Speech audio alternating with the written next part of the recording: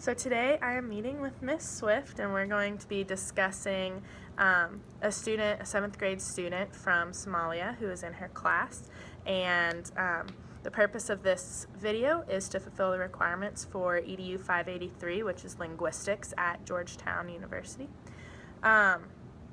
So to start off, Anna, the student, we'll call her Anna for the purpose of privacy, is a 7th grade student.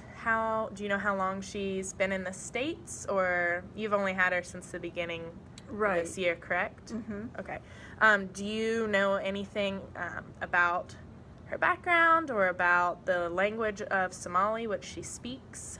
Not really. Okay. No. So there are a couple things as a regular education teacher that we will need to kind of discuss, some things that will help her be successful in your class. The first thing is just a brief overview of my research of the Somali language. They have a Roman or Latin alphabet, which is just like English. They don't have all of the phonemes or letters that English has. They have, I think, 22 consonants and only 10 vowels. So they have the A, E, I, O, and U vowels, but then they also have vowel doubles. So A, I, O, O, U, and E, which English has a few, like E, and O, but they don't have the others.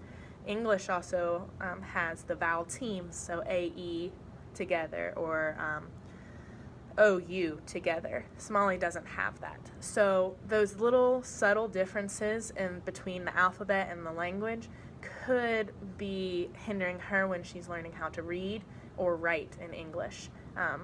She probably has not seen an AU vowel team working together to produce that aw sound.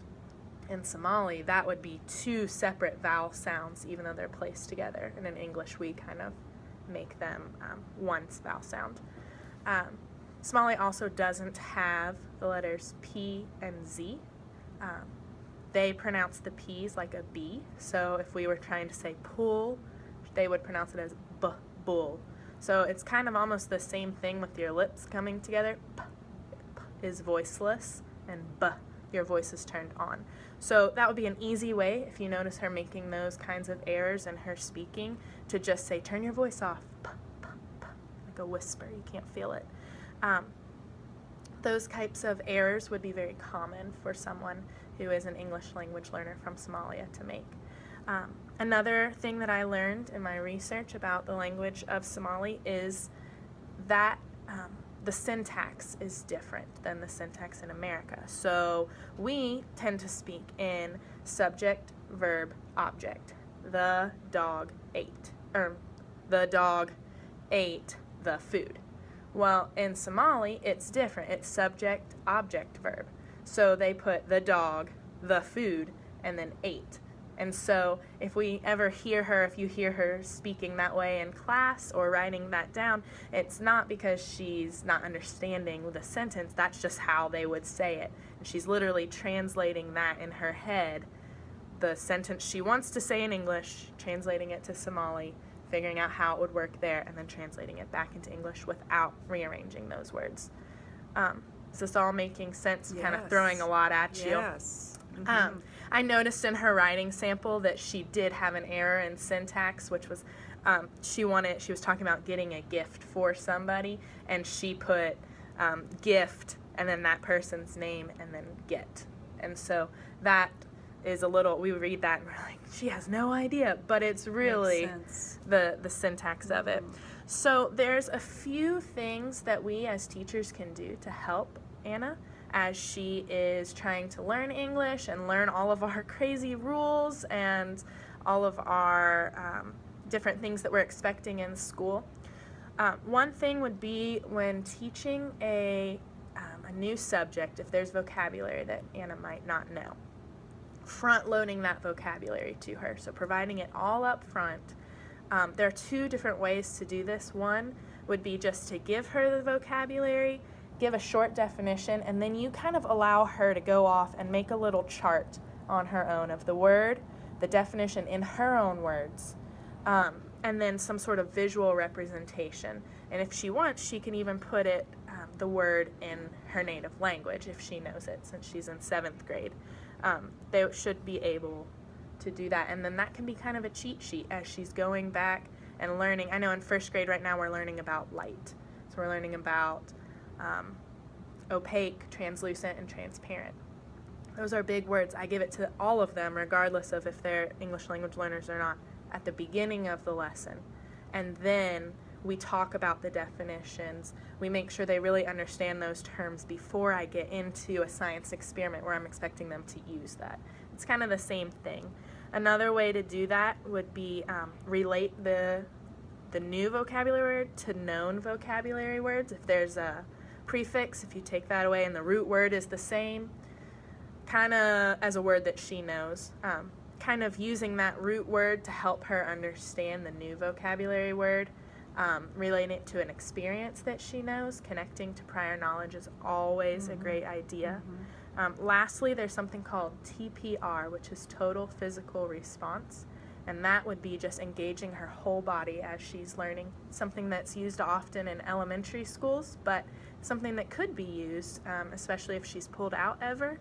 But it's connecting movement and visuals with the new word. The example that we saw in our video was a book called Silly Sally Goes to Town. Have you heard of that book? So she's walking backwards upside down, and so that word backwards was new to some of these kids. And there was a phrase, dance a jig. So the teacher wrote it on a card, dance a jig, and then wrote it in their native language as a cue, but then also had a picture on that card of what it looked like, and then when she held it up, they all did it together. And so that act of reading and seeing and doing it together and saying it together was the total body working together to help her remember. So just a few of those different things might be helpful to her as she's learning new vocabulary. One approach that I think is worth mentioning is Krashen's natural approach to learning language. There have been a lot of theories about how we should teach students to learn language. Should we? There's 2 typical world views. There's a word view where you're going to look at the letters and sound it out and look at the word as a whole and maybe try and break it apart into the little words that you know, and all of those things, sounding out those individual phonemes, kind of like we typically do in 1st grade. There's a different view called the socio-psycholinguistic view, which is a fancy word for just acquisition, saying all kids are born with that ability to learn language.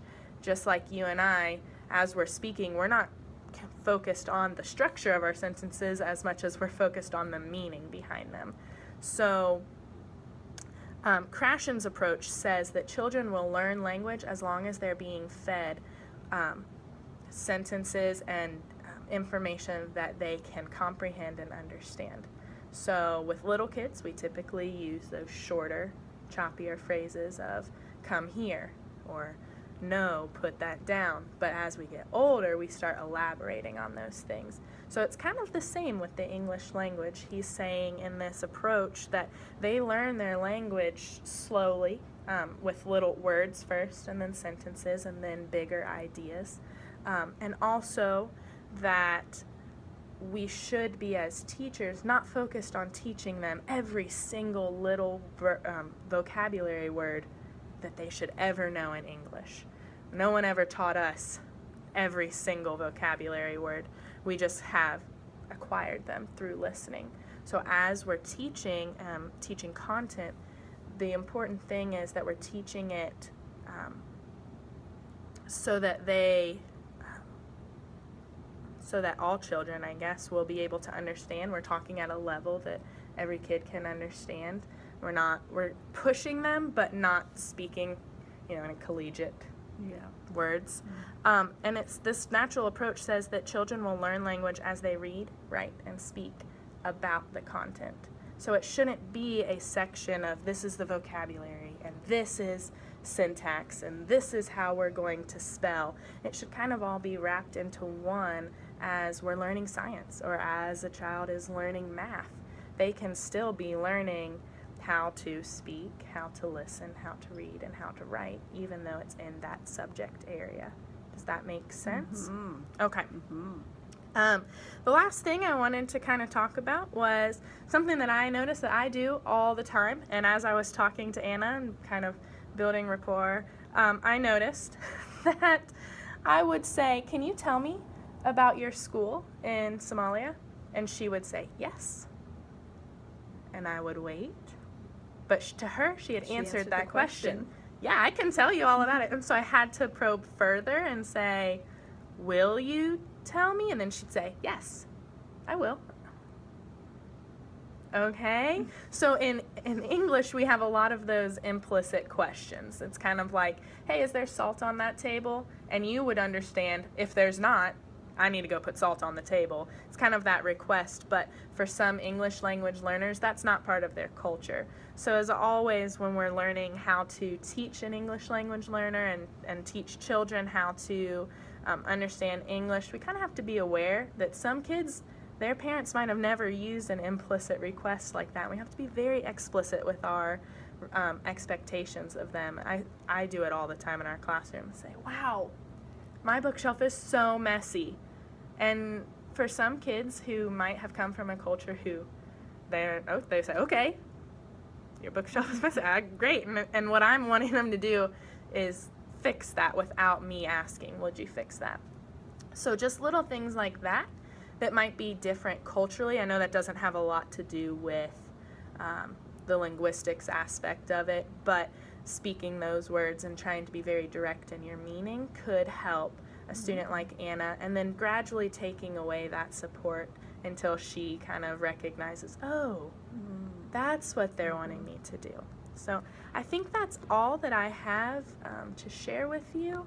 Do you have any questions about how you can help Anna better? Oh, Or I'm sure there will be questions, but this just makes so much sense. Okay, yeah, great. It's brought a lot to light. So Great. Thank you. If you ever are confused about the things that Anna can do, there are these things called can-do descriptors on WIDA. So Anna took a test just in January. I'm sure she was pulled out a lot for that. And that test was testing her speaking, listening, reading, and writing. And it will come back with a report of her level of ability in all of those 4 categories, and it will not just provide you with a score saying she's a beginner or she's emerging or she's proficient.